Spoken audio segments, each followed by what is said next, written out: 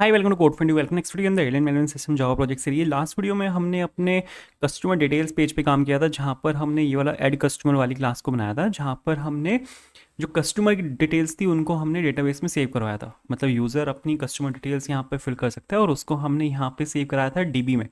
यहाँ पर हम अपने नेक्स्ट फ्रेम पर काम करने वाले हैं। अगर आप यहाँ पे ये वाला फ्रेम देखोगे जिसमें आप फ्लाइट की डिटेल्स को चेक कर सकते हो, हम यहाँ पे काम करेंगे जिसमें एक यूज़र फ्लाइट की डिटेल्स को चेक कर सकते हैं कि कौन कौन सी फ्लाइट शेड्यूल्ड हैं। हम यहाँ पर इस वाले ऑप्शन पे काम करेंगे। इस वाले ऑप्शन पे हम ऑलरेडी काम कर चुके हैं।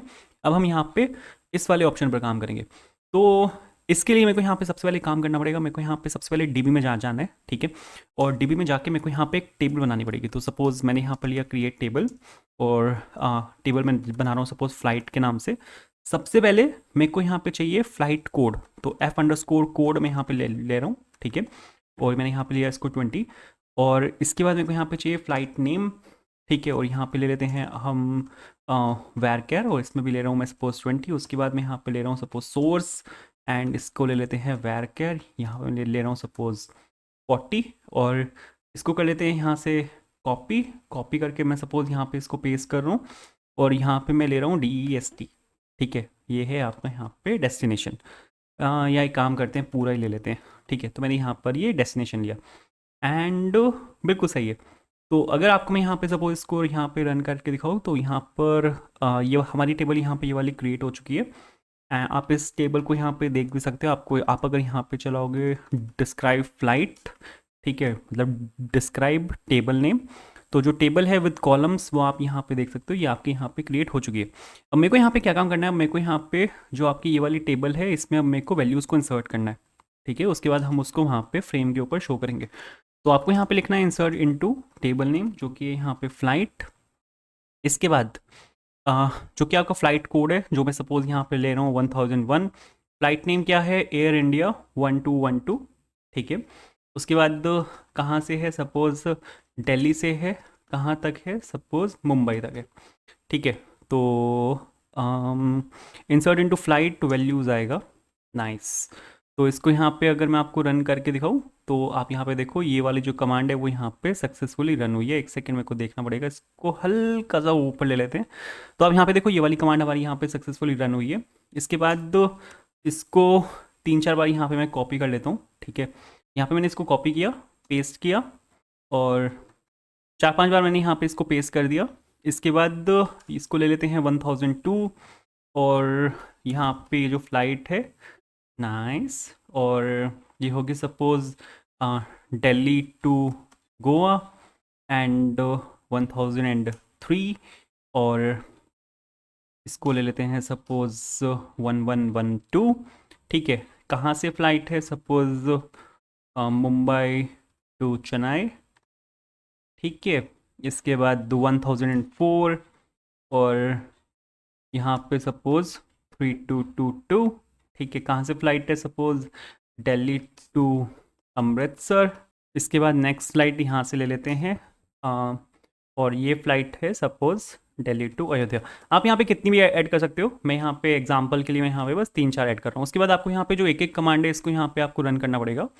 तो सेकंड कमांड मैंने रन की थी यहाँ पे, अब थर्ड कमांड रन करी। अब यहाँ पे मैंने ये फोर्थ कमांड रन कर दी, एंड मैंने यहाँ पर जो फिफ्थ कमांड है मैं यहाँ पर उसको भी रन कर रहा हूँ, ठीक है। तो अगर आप यहाँ पे देखोगे, मैं यहाँ पर आपको दिखाता हूँ सिलेक्ट स्टार फ्रॉम फ्लाइट, तो जितनी भी वैल्यूज़ हैं वो सब यहाँ पर आ चुकी हैं। सपोज़ मैं यहाँ पर आपको इसको चला के दिखाता हूँ, तो आप यहाँ पे देखोगे जितनी भी मेरे पास यहाँ पे वैल्यूज़ हैं जो मैंने वहाँ पे एग्जीक्यूट करी करी थी इंसर्ट क्वेरीज, वो वैल्यूज़ यहाँ पे आके इंसर्ट हो चुकी हैं। अब मेरे को यहाँ पे एक नई मेरे को यहाँ पे क्लास बनानी है। तो न्यू में जाके आपको यहाँ पे डालना है फ्लाइट इन्फो, और इसको कर देते हैं यहाँ पे फिनिश। इसके बाद ये हटाते हैं यहाँ से, ये भी हटाते हैं, and suppose public static void and main, और यहाँ पे आ जाएगा ये आपका स्ट्रिंग ARGS, ठीक है, न्यू, और फ्लाइट इन्फो। मैंने यहाँ पे क्लास का ऑब्जेक्ट बना लिया जो कि यहाँ पे अनोनिमस ऑब्जेक्ट है। उसके बाद पब्लिक और फ्लाइट इन्फो।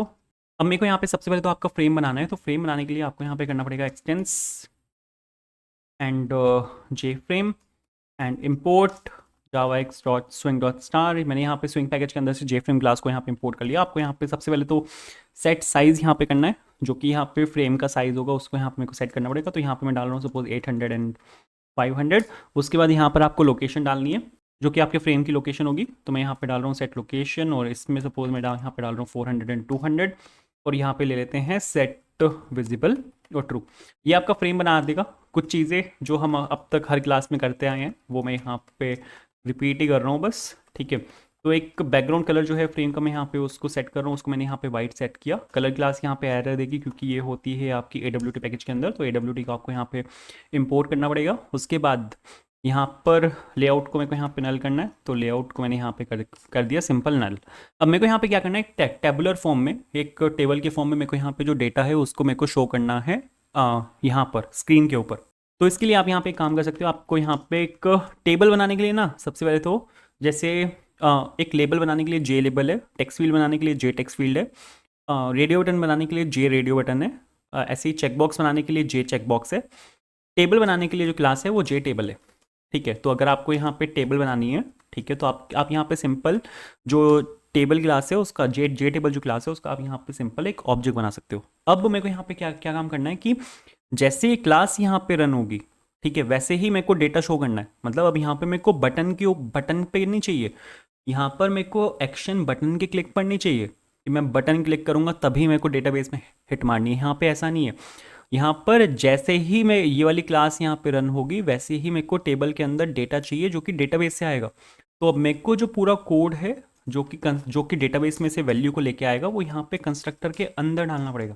यहाँ पे डीबी कॉल कर रहा हूँ मैं, ठीक है। तो उसके लिए मेरे को यहाँ पे एक्सेप्शनल हैंडलिंग करनी पड़ेगी। तो मैंने यहाँ पर लिखा प्रिंट स्टैक ट्रेस। उसके बाद यहाँ पर आपको जो कौन क्लास है उसका यहाँ पे आपको एक ऑब्जेक्ट बनाना है, और सीधा मेरे को यहाँ पे जो डेटा है उसको रिजल्ट सेट में स्टोर कराना पड़ेगा, जो कि हमने यहाँ पे सबसे फर्स्ट क्लास में किया था। अगर आपके पास यहाँ पे कोई भी डेटा आता है, ये जो यहाँ पे सेलेक्ट क्वेरी है ये एक डेटा को रिटर्न करती है। इस डेटा को आप कहाँ पे स्टोर कराते हो, इस डेटा को हम स्टोर कराते हैं रिजल्ट सेट के ऑब्जेक्ट में। तो यहाँ पर मैं वही कर रहा हूँ, रिजल्ट सेट में मैं यहाँ पे इसको स्टोर करा रहा हूँ, लेकिन रिजल्ट सेट जो क्लास आती है वो आती है आपके SQL पैकेज के अंदर से। तो आपको यहाँ पे SQL पैकेज को इंपोर्ट करना पड़ेगा। उसके बाद आपको यहाँ पे लिखना है con.s.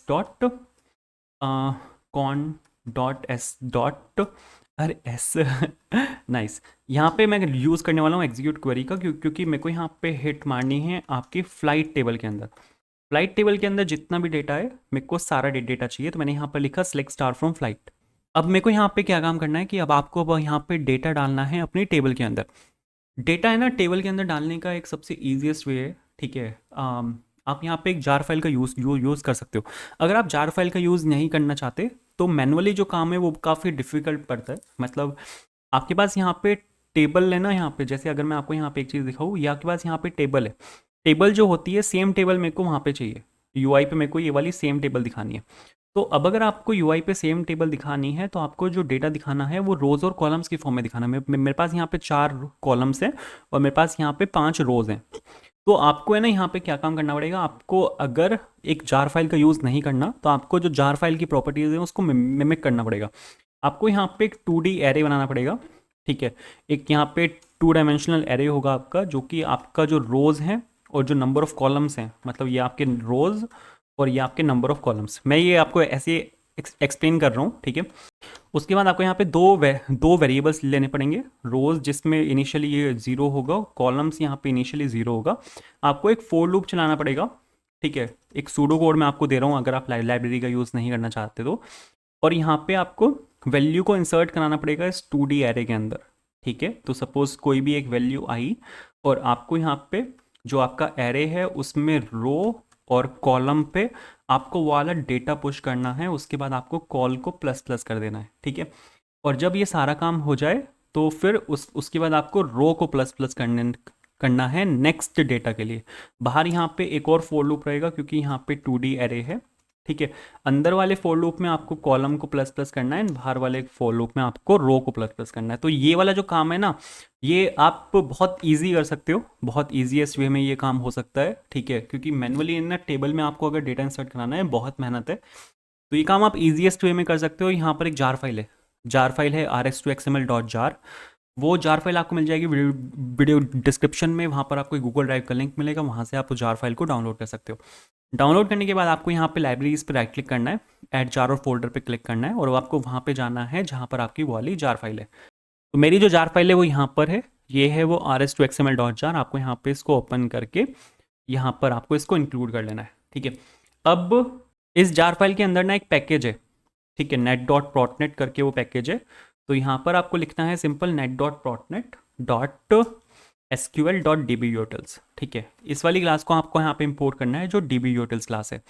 और उसके बाद इसके अंदर एक फंक्शन चलता है result set to table model, और इसको यूज़ कर लेते हैं एक सेकंड। तो आपको यहाँ पे जो आपकी dbutils क्लास है, ठीक है, ये आपने यहाँ पे लिखी, और इसके अंदर एक फंक्शन चलता है result set to table model, ठीक है। और इसके अंदर आपको RS का ऑब्जेक्ट पास कर देना है। रिजल्ट सेट का जो ऑब्जेक्ट है उसको आप डायरेक्टली अगर इसके अंदर पास कर दोगे तो ये आपका यहाँ पे एक टेबल बना देगा। लेकिन टेबल तो अब ये बना देगा, लेकिन ये जो डेटा है आपका ये इस वाली टेबल में आपको डालना है, ठीक है। तो आपको यहाँ पे काम करना पड़ेगा, टेबल डॉट सेट मॉडल करके यहाँ पे एक फंक्शन चलता है, ठीक है। तो आपने यहाँ पे क्या किया, ये जो आपका यहाँ पे ये है, इसको आपने यहाँ पे इसके अंदर डाल दिया सारे डेटा को इस वाले टेबल के अंदर। अगर आप यहाँ पे इतना करोगे तो इतने से हो जाएगा। मैं आपको यहाँ पे करके दिखा देता हूँ। तो यहाँ पे आपको सबसे पहले तो इसको सेट बाउंस करना पड़ेगा।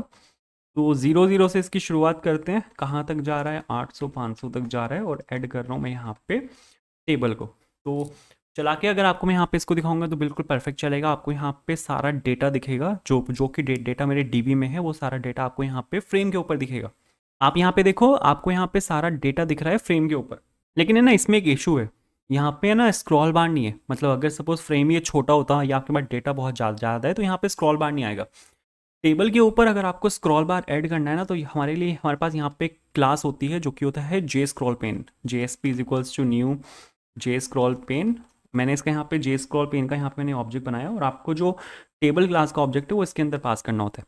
जे स्क्रॉल पेन आपको एक टेबल देता है, ठीक है, मतलब टेबल पे एक स्क्रॉल बार देता है बेसिकली।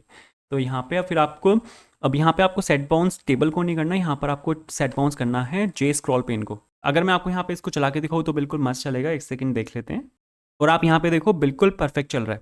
ये एफ कोड, एफ नेम और सोर्स और डेस्टिनेशन, ये आपका जितना भी डेटा यहाँ पर था टेबल में, जो आपका यहाँ पे डेटा था डेटाबेस में, वो सारा डेटा आपका यहाँ पर आ चुका है।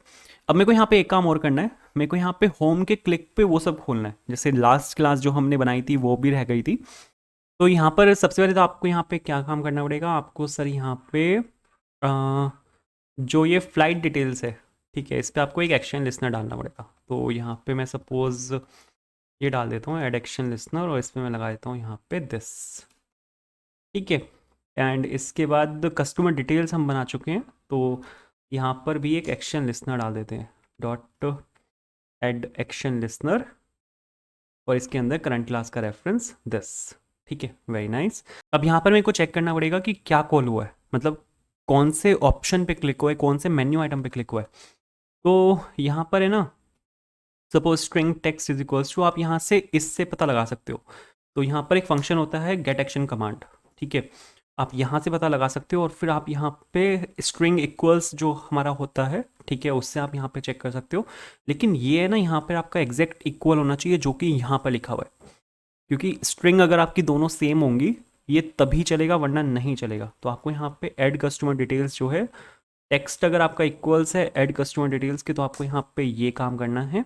वरना फिर अगर टेक्स्ट आपका यहाँ पे इक्वल है फ्लाइट डिटेल्स के, तो आपको यहाँ पे ये काम करना है, ठीक है, else if text dot equals, और ये हो जाएगा आपका यहाँ पे फ्लाइट डिटेल्स, ठीक है। अगर ये ऐड कस्टमर डिटेल्स के इक्वल है, तो जो ऐड कस्टमर वाली क्लास है उसका आपको यहाँ पे सिंपल एक ऑब्जेक्ट बना देना है, और यहाँ पर आपको क्या काम करना है, यहाँ पर जो फ्लाइट इन्फो वाली क्लास है उसका यहाँ पर आपको एक ऑब्जेक्ट बना देना है, एंड दैट्स इट, बस इतना सा काम है। तो अगर आपको मैं यहाँ पे ये चला के दिखाऊंगा तो बिल्कुल परफेक्ट चलेगा। एक सेकेंड देख लेते हैं। तो यहाँ पर अगर सपोज मैं जो फ्लाइट डिटेल्स वाली क्लास है इस पर अगर मैं यहाँ पे क्लिक करता हूँ तो यहाँ पे वाला फ्रेम खुलना चाहिए फ्लाइट डिटेल्स वाला। हाँ बट ये चला नहीं, कुछ तो गड़बड़ है। देख लेते हैं। तो यहाँ पर हमने लिखा है टेक्स्ट, जो कि आपका यहाँ से आएगा, ऐड कस्टमर डिटेल्स और फ्लाइट डिटेल्स, ये तो यहाँ पर आपका बिल्कुल ठीक है। एक्शन लिसनर हमने दोनों दोनों पे लगाए हुए हैं, flight details dot add action listener, customer details dot add action listener, ये बिल्कुल ठीक है। जे मेन्यू आइटम पे लगा हुआ है, बट यहाँ पे मैंने जे मेन्यू लिखा हुआ है, ये गलत है। यहाँ पर जे मेन्यू आइटम आएगा, ठीक है, ये चीज़ गलत है। बुक फ्लाइट पर भी यहाँ पर आपका जे मेन्यू आइटम आएगा, जनरल डिटेल्स पर भी ये है, और यहाँ पर भी आपका जे मेन्यू आइटम आएगा, क्योंकि ये आपका मेन्यू आइटम पर काम करेगा, ये आपका मेन्यू पर काम नहीं करेगा। शायद ये गड़बड़ थी, एक बार देख लेते हैं। तो इस बार यहाँ पे चलना चाहिए, एक सेकंड चला के देखते हैं। तो यहाँ पर सपोज़ इस फ्रेम को मैंने यहाँ पे रन किया, जो कि मेरी यहाँ पे होम क्लास है, एंड ये खुल गया यहाँ पे। डिटेल्स मैंने यहाँ पे क्लिक किया, ऐड कस्टमर डिटेल्स मैंने यहाँ पे क्लिक किया, एंड ऐड कस्टमर डिटेल्स वाला मेरा फ्रेम खुल गया। फ्लाइट डिटेल्स पे क्लिक करते हैं, क्योंकि यही दोनों फ्रेम हमने अब तक यहाँ पे बनाए हैं। तो फ्लाइट डिटेल्स मैंने यहाँ पे क्लिक किया, और फ्लाइट डिटेल्स वाला फ्रेम भी यहाँ पर खुल चुका है। तो बिल्कुल सही है। तो ऐसे करके आप भी यहाँ पे बना सकते हो। एंड अगर आपको वीडियोस पसंद आ रही हैं तो यार वीडियो को लाइक करना। अगर आप चैनल पर नए हो, आपने अब तक चैनल को सब्सक्राइब नहीं किया, तो please hit the subscribe button. कोई भी इशू है कमेंट करके मेरे को बताना। आप मेरे को पिंग कर सकते हो इंस्टाग्राम पे, टेलीग्राम पे, वहाँ पर आपको सर्च करना है कोड फॉर इंटरव्यू। आप व्हाट्सएप का कम्युनिटी चैनल भी ज्वाइन कर सकते हो, लिंक आपको मिल जाएंगे वीडियो के डिस्क्रिप्शन में। बाकी वीडियोस भी चेकआउट करना। And thank you so much for watching this video. Have a good day.